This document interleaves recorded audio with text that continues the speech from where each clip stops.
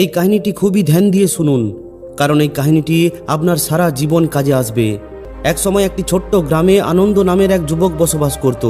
সে পড়াশোনায় ঠিকঠাকই ছিল, কিন্তু সে খুবই অলস ও বেপরোয়া ছিল। তার মা বাবা তার এই অভ্যাসের জন্য খুবই বিরক্ত হয়েছিলেন।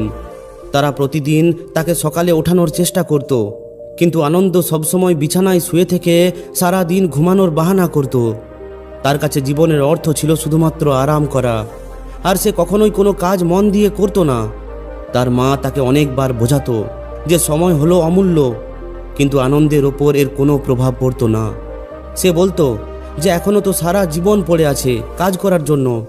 এইভাবেই দিন কেটে যায়, আর আনন্দের অলসতা আরও বেশি বেড়েই চলে।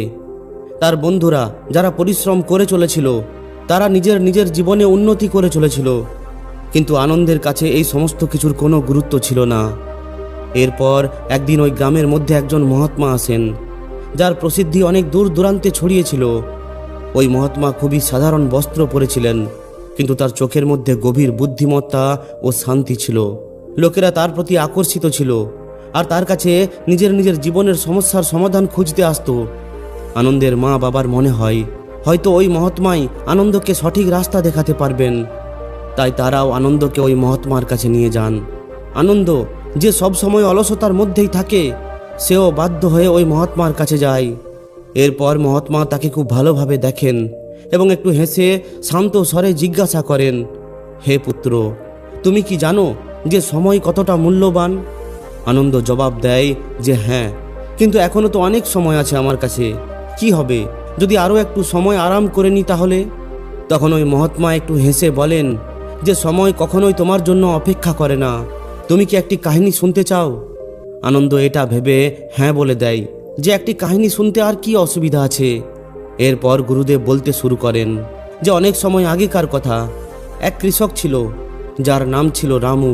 রামুর কাছে চাষবাস করার জন্য একটি বড় ক্ষেত ছিল, কিন্তু সে ছিল খুবই অলস। সে চাইতো যে কোনো পরিশ্রম না করেই যেন তার ক্ষেতের মধ্যে অনেক বেশি ফসল উৎপাদন হয়। সে তার জমিতে বীজ তো বপন করে দেয়, কিন্তু জল দেওয়া, সার দেওয়া ও দেখাশোনা করার বদলে সে আরাম করতে থাকে। দিন কেটে চলে, আর সে ভাবে যে আরে ফসল তো নিজে নিজে ফলেই যাবে। কিন্তু যখন ফসল কাটার সময় আসে, তখন সে দেখতে পায় যে তার জমিতে শুধুমাত্র কয়েকটি ঘাস জন্মেছে। তার সমস্ত ফসল শুকিয়ে পড়েছিল, আর সমস্ত বীজ বরবাদ হয়ে পড়েছিল। তার খুবই দুঃখ হয়। এরপর সে ভাবে, হায় ভগবান, যদি আমি পরিশ্রম করতাম তাহলে আজ আমার ফসল খুবই ভালো হতো। এরপর ওই মহাত্মা আনন্দের দিকে দেখেন এবং বলেন, বুঝেছো আনন্দ, যদি সঠিক সময়ে তুমি পরিশ্রম না করো তাহলে তোমার হাত খালি হয়েই থেকে যাবে। আনন্দ ওই মহাত্মার কথা একটু তো বুঝতে পারে, কিন্তু এখনও সে সম্পূর্ণভাবে বুঝতে পারে না। এরপর সে তার ঘরে ফিরে আসে। এরপর সে ওই কাহিনীটির ব্যাপারে কিছুক্ষণ ভাবতে থাকে। কিছুদিন পর আনন্দ দেখে যে তার বন্ধুরা ধীরে ধীরে নিজের লক্ষ্যের দিকে এগিয়ে যাচ্ছে। তাদের পরিশ্রম তাদের জীবনের রং নিয়ে আসছে।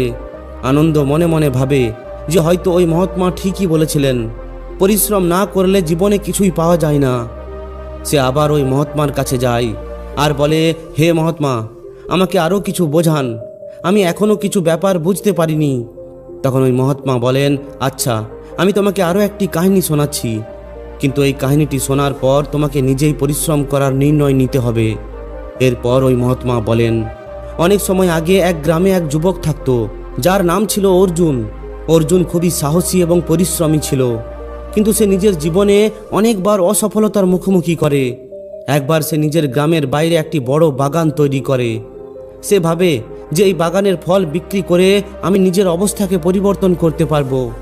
সে নিজের ওই বাগানে অনেক বেশি পরিশ্রম করে, আর সে ওই বাগানকে খুবই সুন্দর করে তোলে। কিন্তু যখন ফল ধরার সময় আসে, তখন হঠাৎ করে একটি তুফান আসে, আর তার সমস্ত গাছ নষ্ট হয়ে যায়। অর্জুনের সমস্ত স্বপ্ন ভেঙে যায়, আর সে চিন্তিত হয়ে পড়ে। তখন তার গুরু বলেন, হে অর্জুন, হার মেনে নেওয়া তোমার কাজ নয়। ওঠো আর আবার চেষ্টা করো। মনে রাখবে, অসফল হওয়ার পরেও যে উঠে দাঁড়ায় সেই হলো আসল যোদ্ধা। অর্জুন নিজের গুরুর কথা শোনে এবং আবার পরিশ্রম করা শুরু করে। এবার সে তার বাগানকে না শুধুমাত্র সবুজে ভরিয়ে তোলে, তার বাগানের ফলও খুব ভালো ফলে। তার পরিশ্রম তাকে সফলতা এনে দেয়। এরপর ওই মহাত্মা আনন্দের দিকে দেখেন এবং বলেন, হে পুত্র, পড়ে যাওয়ার পর উঠে দাঁড়ানোই হলো আসল হিম্মত। এই জীবনে কোনো কিছুই সহজ নয়, কিন্তু যদি তুমি পরিশ্রম করো তাহলে তুমি সফলতা অবশ্যই পাবে।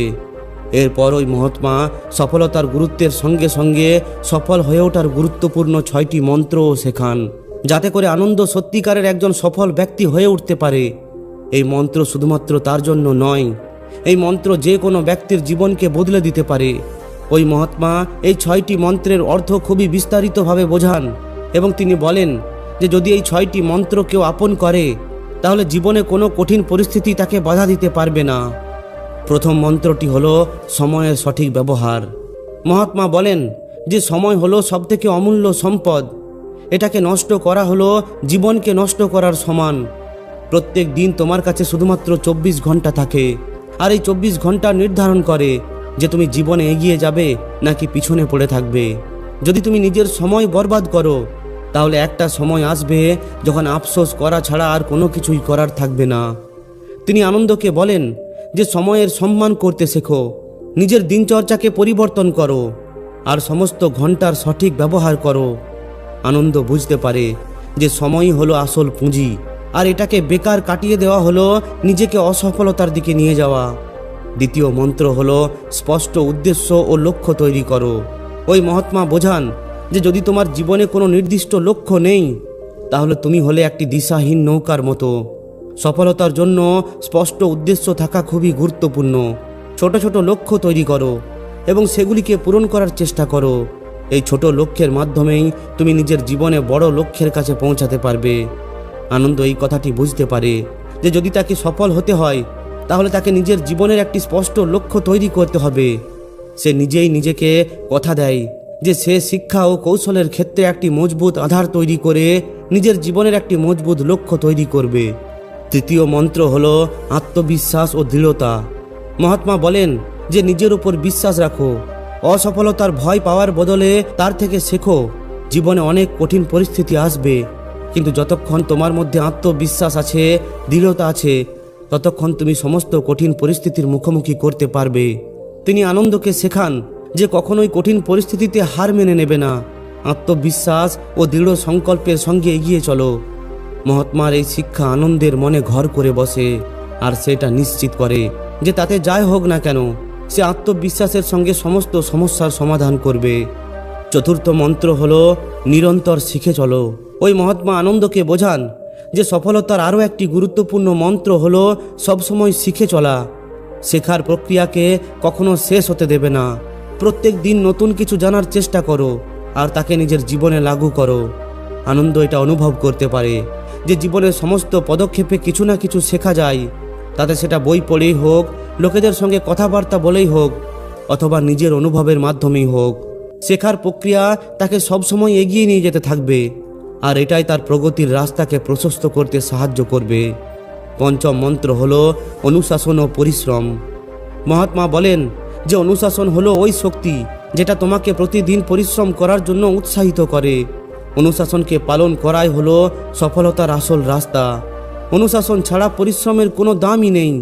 তিনি আনন্দকে এটা বলেন যে প্রতিদিন সকালে সঠিক সময়ে ওঠো, যোগব্যায়াম করো, পড়াশোনা করো আর নিয়মিতভাবে নিজের লক্ষ্যের দিকে এগিয়ে চলো। ওই মহাত্মা তাকে এটাও বলেন যে পরিশ্রমের কোনো বিকল্পই হয় না।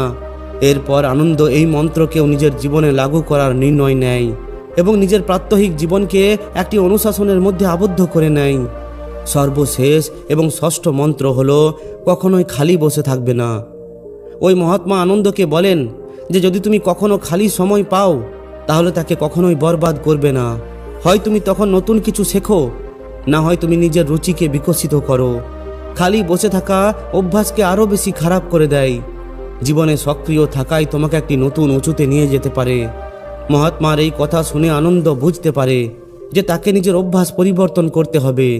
সে নিশ্চিত করে যে এখন আর সে কখনোই অলসতার মধ্যে পড়বে না, আর সে খালি সময়ে নতুন কিছু শিখতে এবং নিজেকে আরও উন্নত করতে থাকবে। আনন্দকে মহাত্মার এই গভীর উপদেশ মন থেকে ছুঁয়ে ফেলে।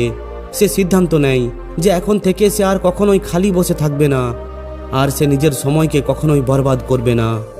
সে ভাবে যে এখনও আমার কাছে সময় আছে, আর যদি আমি সঠিকভাবে পরিশ্রম করি তাহলে আমি নিজের জীবনে অনেক বড় কিছু করতে পারবো। আনন্দ সবথেকে প্রথমে নিজের প্রাত্যহিক দিনচর্চাকে পরিবর্তন করতে শুরু করে। এখন সে তাড়াতাড়ি উঠতে শুরু করে, যোগব্যায়াম করতে শুরু করে আর নিজের কাজের মধ্যে ধ্যান দিতে শুরু করে। সে নিজের পড়াশুনোয় ধ্যান দিতে থাকে আর নিজের ভবিষ্যতের ব্যাপারে চিন্তা ভাবনা করতে শুরু করে দেয়। ধীরে ধীরে আনন্দের জীবন বদলাতে শুরু করে। কিছু সময় পর আনন্দের পরিশ্রম রং নিয়ে আসে।